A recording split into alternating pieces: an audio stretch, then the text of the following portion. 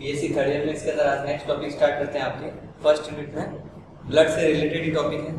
पहले ब्लड, उसके फंक्शन, कोशिकाएं कौन कौन सी होती है, इसके बाद में ब्लड ग्रुप के बारे में बताया आपको। अब इसके अंदर बात करते हैं नेक्स्ट टॉपिक ब्लड क्लॉटिंग, या जिसे कहा जाता है रक्त का थक्का बनना। रक्त का थक्का या जिसे इसके अंदर ब्लड क्लॉटिंग कहा जाता है, ये क्या होता है? जब भी इसके अंदर कह सकते हैं शरीर के अंदर या बाहर की ओर कहीं भी इसके अंदर कह सकते हैं चोट लगती है या इंजरी होती है, उस समय इसके अंदर कह सकते हैं रक्त वाहिकाओं से या जो रक्त नलिकाएं जो है वहां से ब्लड इसके अंदर बहना स्टार्ट होता है। और रक्त एक बार बहना जब बाहर की ओर स्टार्ट हो जाएगा, जिससे इसके अंदर ब्लड का लॉस होता है, ब्लड की हानि होती है।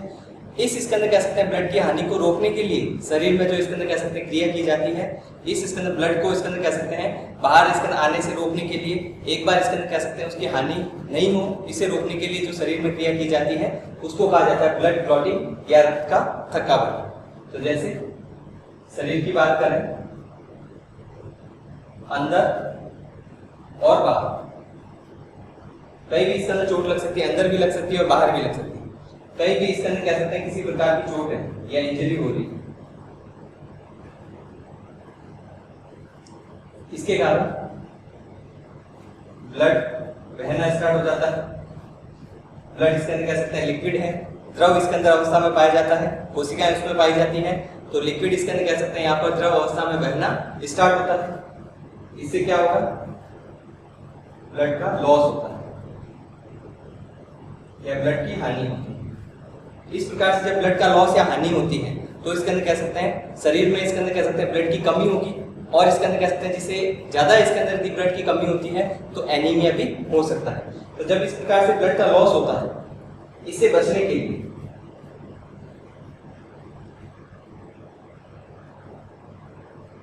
ब्लड का इसके अंदर कह सकते हैं बहने से रोकना। ब्लड का जो फ्लो होता है उसको इसके अंदर बहने से रोकना इसके अंदर, या इस प्रकार से ब्लड को इसके अंदर लॉस या हानि को इसके अंदर रोकना, ब्लड इसके अंदर क्लॉटिंग या जिसे कहा जाता है रक्त का थक्का बनना। ये जो क्रिया इसके अंदर की जाती है, ब्लड का थक्का बनना या रक्त इसके अंदर कह सकते हैं जो कि इसके अंदर बहने से किस प्रकार होता है, वह इसके अंदर होता है ब्लड क्लॉटिंग जो होती है इसके अंदर, वह ब्लड के प्लाज्मा, ब्लड के दो भाग बताए थे आपको। ब्लड के प्लाज्मा में पाया जाता है प्रोटीन जिसको कहा जाता है फाइब्रिनोजन। ब्लड के इसके अंदर प्लाज्मा में पाए जाने वाले प्रोटीन जिसे फाइब्रिनोजन कहा जाता है, उसके कारण इसके अंदर ब्लड या रक्त का थक्का बनेगा।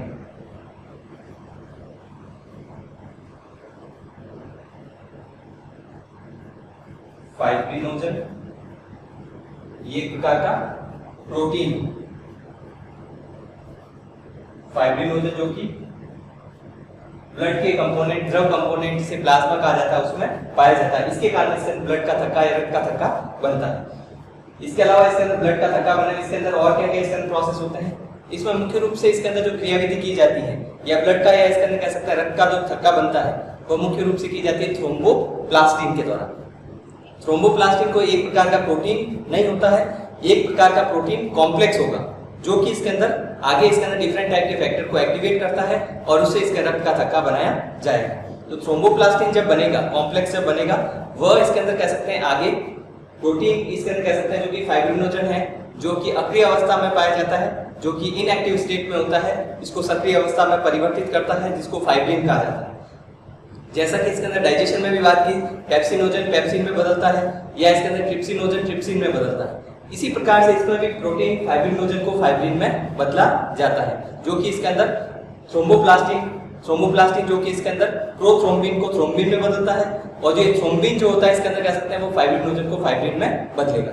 तो जब फाइब्रिनोजन से फाइब्रिन बन जाता है, फाइब्रिन का बनना मतलब इसके अंदर कह सकते हैं यहाँ पर रक्त का थक्का बन चुका है। वो भी अलग अलग प्रकार का होता है, विलेय अवस्था में पाया जाता है, एक होता है विलेय होता है, सॉल्युबल होता है, उसके बाद में स्टेबल बनता है, स्थायी इसके अंदर रक्त का थक्का बनता है। लेकिन जब फाइब्रिन बन जाता है, इसका अर्थ यह है कि इसके अंदर कह सकते हैं यहाँ पर रक्त या ब्लड इसके अंदर बहना रुक चुका है, यहाँ पर ब्लड का क्लॉट बन चुका है। तो किसके द्वारा किया जाता है? प्रोथ्रोम्बिन के द्वारा। एक तो होता है इसके अंदर थ्रोम्बोप्लास्टिन, इसके बारे में इसके अंदर कह सकते हैं ये कॉम्प्लेक्स होगा, वो प्रोथ्रोम्बिन को थ्रोम्बिन में बदलेगा, और प्रोथ्रोम्बिन से जब थ्रोम्बिन बनेगा तो उससे फाइब्रिनोजन से फाइब्रिन बन जाता है, और ये इसके अंदर कह सकते हैं रक्त का थक्का बनाने का कार्य करता है।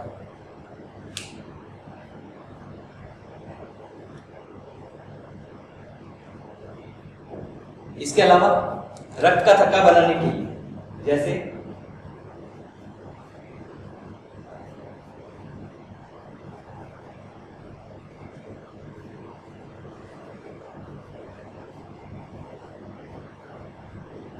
रक्त का थक्का इसके अंदर जो बनता है वो विभिन्न इसके अंदर कह सकते हैं कारक यूज आते हैं, उसे कहा जाता है रक्त का थक्का बनाने वाले कारक, या जिसे कहा जाता है क्लॉटिंग फैक्टर। अलग अलग प्रकार के होते हैं, फर्स्ट है, सेकंड है, थर्ड है, इस प्रकार से अलग अलग प्रकार के विभिन्न इसके अंदर कह सकते हैं फैक्टर या कारक जो होते हैं इसके अंदर ब्लड में पाए जाते हैं जो कि रक्त का थक्का बनाते हैं। तो ऐसे इसके अंदर रक्त का थक्का बनाने वाले जो कारक हैं उनको ब्लड क्लॉटिंग फैक्टर कहा जाता है, जो रक्त का थक्का बनाएंगे। और इसमें इसके अंदर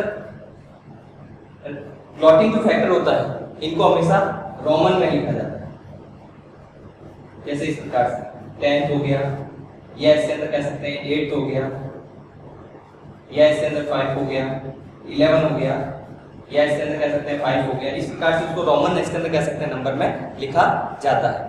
और ये फैक्टर इसके अंदर कह सकते हैं इस प्रकार से यदि लिखा हुआ है, जैसे 10th है और एक जगह लिखा हुआ है 10, पीछे की ओर ए लगा है, ए मतलब एक्टिव, सक्रिय,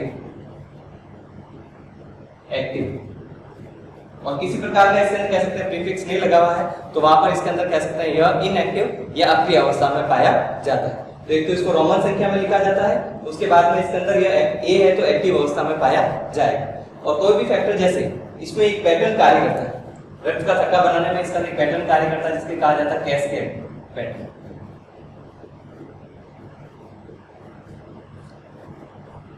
कैस्केड ये क्या होता है?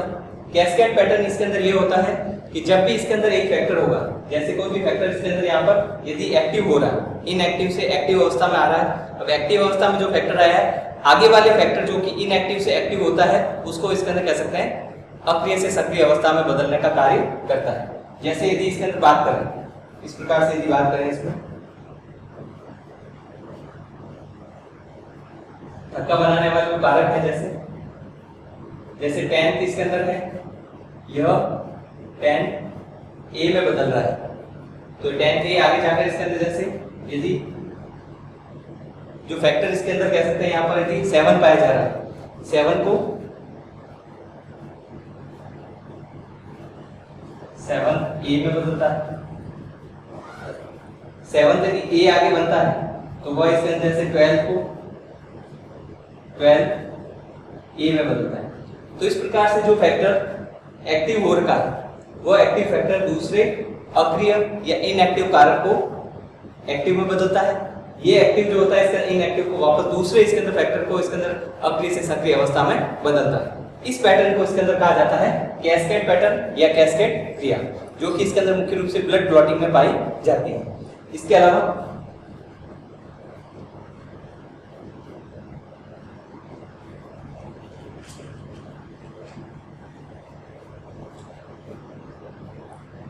दो क्रियाविधि पढ़ते हैं। दो क्रियाविधि इसके अंदर कह सकते हैं मुख्य रूप से पाई जाती है ब्लड क्लॉटिंग, जिसे कहा जाता है एक तो होती है इंट्रिंसिक, दूसरी होती है दो प्रकार की क्रियाविधि। जब भी रक्त का थक्का बनता है उसमें दो प्रकार की क्रियाविधि पाई जाती है। एक क्रियाविधि जो है इसे कहा जाता है इंट्रिंसिक पाथवे और दूसरा होता है इसके अंदर कह सकते हैं एक्सट्रिंसिक पाथवे।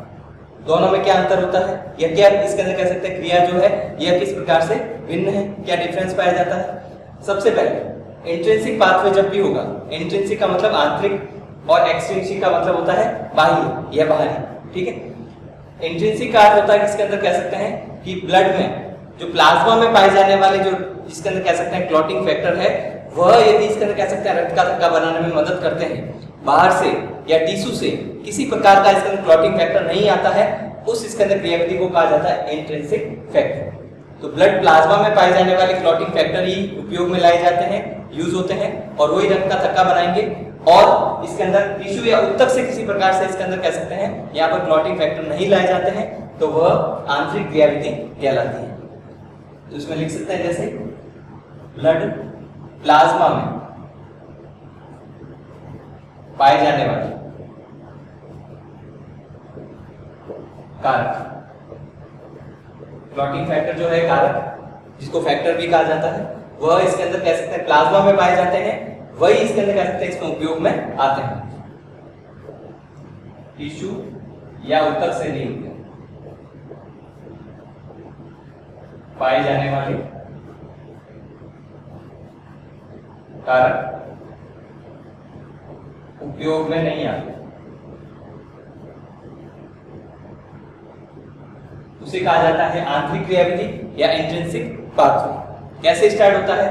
जब भी इसके अंदर कह सकते हैं इंट्रिंसिक पाथवे की बात करते हैं तो अंदर जो ब्लड में पाए जाने वाले फैक्टर एक्टिवेट होंगे। तो जब भी इसके अंदर कह सकते हैं चोट लगती है, कहां से स्टार्ट होता है? इंजरी या चोट लगती है, उस समय इसके अंदर कह सकते हैं ब्लड में पाए जाने वाला फैक्टर, जिसको कि फैक्टर 12 रोमन नंबर में जैसे आपको बताया था लिखा हुआ होता है, तो ये फैक्टर 12 है, ये एक्टिव अवस्था में होता है, तब इसको इसके अंदर कह सकते हैं फैक्टर, ये जो होगा ये अक्रिय होगा, ये सक्रिय अवस्था में पाया जाता है। ये फैक्टर अभी एक्टिव या सक्रिय अवस्था में पाया जाता है।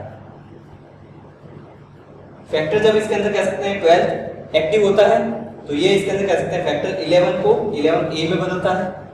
11A जब एक्टिव होता है तो ये फैक्टर 9 को, फैक्टर इसके अंदर कह सकते हैं ये 9 है, ये फैक्टर 11 है, 11 से 11A बना, एक्टिव बना। फिर फैक्टर इसके अंदर कह सकते हैं एक्टिव है तो 9 को 9A में बदलता है, और 9A जब बनता है तो ये फैक्टर क्या करता है कि इसके अंदर जो 9 फैक्टर है जो कि इसका एक्टिव हो चुका है, इसके साथ में फैक्टर जुड़ता है 8 फैक्टर इसके अंदर जुड़ेगा, उसके साथ साथ में फॉस्फोलिपिड इसके अंदर जुड़ते हैं, और दूसरे इसके अंदर कह सकते हैं जुड़ते हैं कैल्शियम। तो 4 प्रकार के फैक्टर इसके अंदर कह सकते हैं इसमें आएंगे, उससे एक कॉम्प्लेक्स बनता है। फैक्टर 9, फैक्टर 8, फॉस्फोलिपिड जो कि किससे आता है? प्लेटलेट से, क्योंकि प्लेटलेट जो कि इसके अंदर ब्लड में पाई जाने वाली कोशिका एक तरह की, और उसमें बताया था इसका फंक्शन जो होता है ब्लड क्लॉटिंग में या रक्त का थक्का बनाने में मदद करती है। तो किस प्रकार से मदद करती है?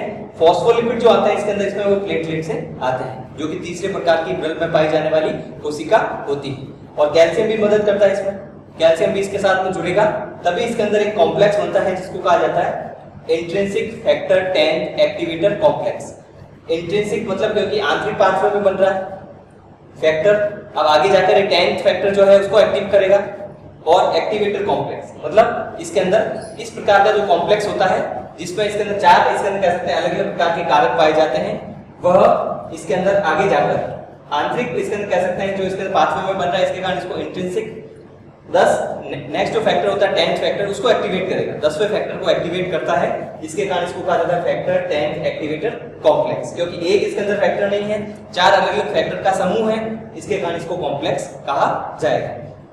इसी प्रकार से यदि इसके अंदर कह सकते हैं एक्सटेंसिव पाथवे की बात करें तो इसमें इसके अंदर कह सकते हैं ब्लड में पाए जाने वाले फैक्टर उपयोग में नहीं आएंगे। इसमें जो फैक्टर यूज आते हैं वो कौन से होंगे? ऊतक में,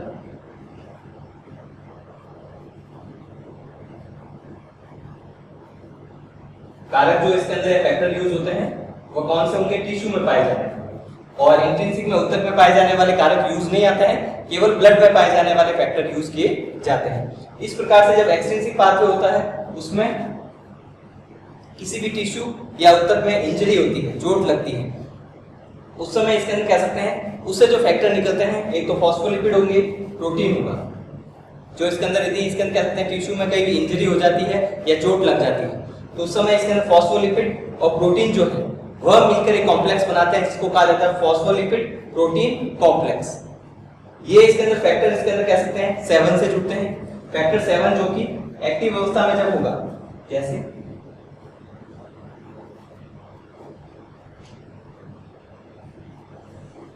फैक्टर 7, और ये जब एक्टिव अवस्था में पाया जाता है ये लिखा जाएगा इसको, तो एक तो फॉस्फोलिपिड प्रोटीन होंगे जो तो जब चोट लगने पर इसके इंजरी से आते हैं, और इसके अंदर फैक्टर जो 7 होता है, ये दोनों जब इसके अंदर फैक्टर इसके अंदर आपस में जुड़ेंगे कॉम्प्लेक्स और फैक्टर 7 इसको कहा जाता है एक्सट्रिंसिक फैक्टर 10 एक्टिवेटर कॉम्प्लेक्स। आगे जो क्रियाविधि होती है दोनों में, दोनों इसके अंदर कह सकते हैं इंट्रिंसिक की बात करें और एक्सट्रिंसिक की बात करें, दोनों में समान होगी।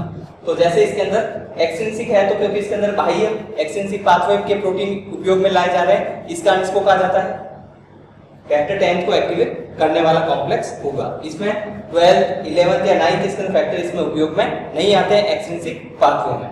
और फॉस्फोलिपिड प्रोटीन कॉम्प्लेक्स और फैक्टर 7 मिलकर इसके अंदर यहाँ पर एक्सट्रिंसिक फैक्टर 10 एक्टिवेटर कॉम्प्लेक्स बनाते हैं।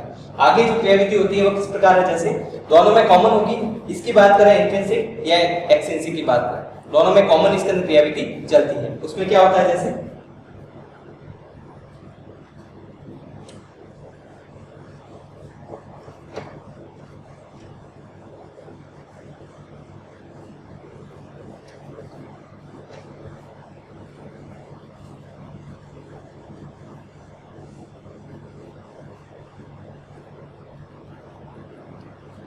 इसमें कह सकते हैं या तो आंतरिक कारक या फैक्टर 10 एक्टिवेटर कॉम्प्लेक्स हो, या दूसरी तरफ एक्सट्रिंसिक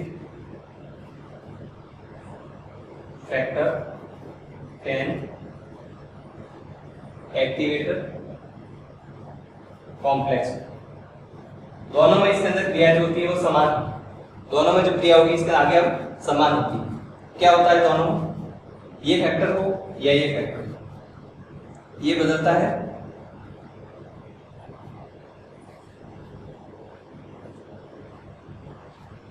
जो फैक्टर 10 थे इसको 10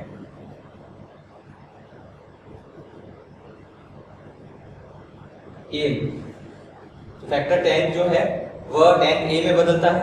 और जब इसके अंदर कह सकते हैं कॉम्प्लेक्स ए बनेंगे तभी इसके अंदर कह सकते हैं फैक्टर 10 से 10 ए में बदलेगा।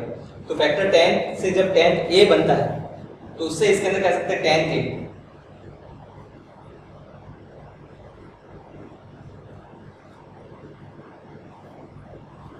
इसके साथ में फैक्टर जुड़ेगा 5th, उसके साथ साथ में जुड़ेंगे फॉस्फोलिपिड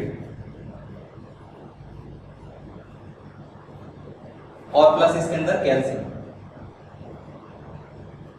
ये 4 फैक्टर जब इसके आपस में जुड़ते हैं इसे कहा जाता है थ्रोम्बोप्लास्टिन।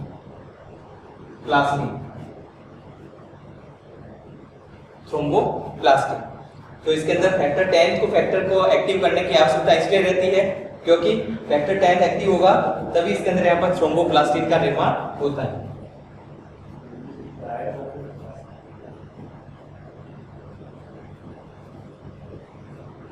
थ्रोम्बोप्लास्टिन इसे कहा जाता है। तो थ्रोम्बोप्लास्टिन जो होता है इसके अंदर वह क्या करेगा, आगे थ्रोम्बोप्लास्टिन की बात करें तो थ्रोम्बोप्लास्टिन जो है वह आगे क्रिया करता है, जैसे ये बदलता है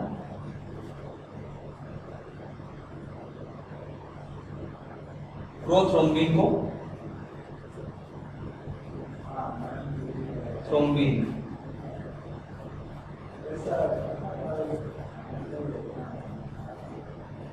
प्रोथ्रोम्बिन को थ्रोम्बिन में बदलता है। तो प्रोथ्रोम्बिन को थ्रोम्बिन में बदलने के लिए इसके अंदर क्या चाहिए, थ्रोम्बोप्लास्ट।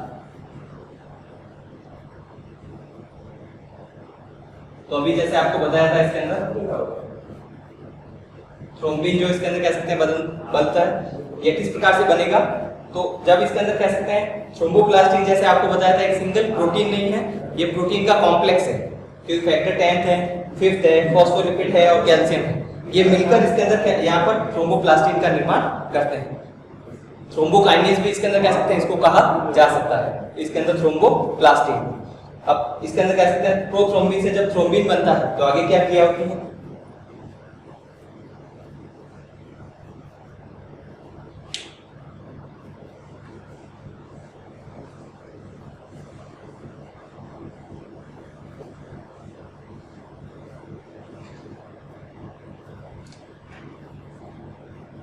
थ्रोम्बिन इसके अंदर यहाँ पर बन चुका है, ये बदलता है फाइब्रिनोजन।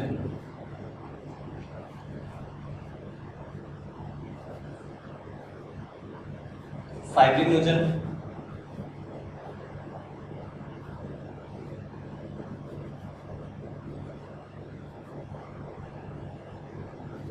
जो कि ब्लड प्लाज्मा में पहले से पाया जा रहा है, इस फाइब्रिनोजन को इसके अंदर फाइब्रिन में बदलता है, जो कि सॉल्युबल होता है। एक तरफ दूसरा फैक्टर कार्य करता है, फैक्टर 13, इसको बदला जाता है इसके अंदर कैल्शियम की सहायता से, फैक्टर 12 13A। सॉल्युबल फाइब्रिन बन गया और यहाँ पर इसका फैक्टर 13 एक्टिवेट हो गया। ये क्या करता है, फाइब्रिन को, फाइब्रिन जो है इसको स्टेबल बनाता है, स्थायी बनाता है। फाइब्रिन जो इसके अंदर कह सकते हैं यहाँ पर बना है वो स्टेबल या स्थायी हो जाता है। लेकिन ये वाला जो फैक्टर यहाँ पर बनता है सॉल्युबल अवस्था में पाया जाता है। तो फैक्टर जब इसके अंदर 13A इस पर कार्य करेगा तो ये स्टेबल इसके अंदर कह सकते हैं फाइब्रिन का निर्माण हो जाता है। और इसके अंदर कह सकते हैं ब्लड का फ्लो, तो इसके अंदर कह सकते हैं सॉल्युबल फाइब्रिन जब बनता है तभी रुक जाता है, लेकिन जब स्टेबल फाइब्रिन बनेगा उस समय इसके अंदर कह सकते हैं ब्लड का फ्लो बिल्कुल भी नहीं होगा। तो इस प्रकार से इसके अंदर कहा जा सकता है कि दो अलग अलग पाथवे इसके अंदर, उसके अंत में रिजल्टेंट जो होता है इसके अंदर फाइब्रिन का जब निर्माण हो जाता है कि ब्लड का फ्लो इसके अंदर वहां पर रुक जाएगा। सॉल्युबल जो फाइब्रिन होता है, सॉल्युबल फाइब्रिन में इसके अंदर कह सकते हैं जब इसके अंदर कह सकते हैं ब्लड, इसके अंदर कह सकते हैं यह कहा जा सकता है कि इसके अंदर एक पतली इसके अंदर कह सकते हैं फाइब्रिन की परत इसके अंदर कह सकते हैं वहां पर बनती है, जिससे इसके अंदर कह सकते हैं एक इसके अंदर कह सकते हैं लसलसा द्रव इसके अंदर कह सकते हैं उसमें से बाहर आता है। तो जब इसके अंदर फाइब्रिन सॉल्युबल होगा उसमें से द्रव बाहर आता रहेगा, लेकिन जब स्टेबल हो जाता है उस समय इसके अंदर कह सकते हैं द्रव किसी प्रकार का बाहर नहीं आता है। तो इस प्रकार से कहा जा सकता है कि जब फाइब्रिन का निर्माण हो चुका है तो ब्लड क्लॉटिंग या रक्त का थक्का बनाने की क्रिया इसके अंदर पूर्ण होती है। इसमें जैसे फैक्टर में इसका अलग अलग फैक्टर के बारे में बात की, जैसे फैक्टर जैसे 12 है एक्टिवेट हो रहा है तो फैक्टर 10 जो इसके अलग अलग उसको नाम दिए जाते हैं। कैल्शियम है तो अलग फैक्टर है, फॉस्फोलिपिड है तो अलग फैक्टर होते हैं। इसी प्रकार से जो फैक्टर जैसे इसके अंदर 7 की बात, 7 जो कारक यहाँ पर जो इसके अंदर कह सकते हैं प्रोसेस कंप्लीट हो चुका है ब्लड क्लॉटिंग का।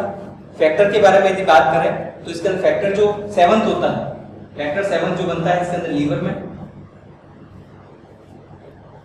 और इसके अंदर किसकी हेल्प से बनता है, विटामिन के। तो जैसे इसके अंदर पढ़ा जाता है कि इसके अंदर कौन सा विटामिन रक्त का थक्का बनाने में सहायक होता है, तो वहां पर विटामिन के का नाम आता है, क्योंकि विटामिन के लीवर में ब्लड क्लॉटिंग फैक्टर 7 को बनाने के लिए रिस्पॉन्सिबल होगा, उत्तरदायी होता है। उसके अलावा फैक्टर 8 के बारे में जैसे पूछा जाए, इसका नाम होता है एंटी हीमोफिलिक फैक्टर या प्रति हीमोफिलिक कारक। आंतरिक इसके अंदर जो पाथवे हैं या इंट्रिंसिक पाथवे में फैक्टर 8 बताया, इसका नाम क्या है, एंटी हीमोफिलिक या प्रति हीमोफिलिक कारक। क्यों? क्योंकि इसके अंदर कह सकते हैं यदि फैक्टर 8 एब्सेंट होता है तो वहां पर हीमोफीलिया हो जाता है, ब्लड का फ्लो इसके अंदर नहीं रुकता है। इसके कारण इसको इसके अंदर हीमोफीलिया या इसके ब्लड के फ्लो को इसके अंदर रोकता है या इसका रक्त का थक्का बनाने का कार्य करता है। इसके कारण इसको कहा जाता है इसके अंदर एंटी हीमोफिलिक या प्रति हीमोफिलिक कारक। यदि इस कारक की कमी होती है तब इसके अंदर हीमोफीलिया इसके अंदर कह सकते हैं होता है।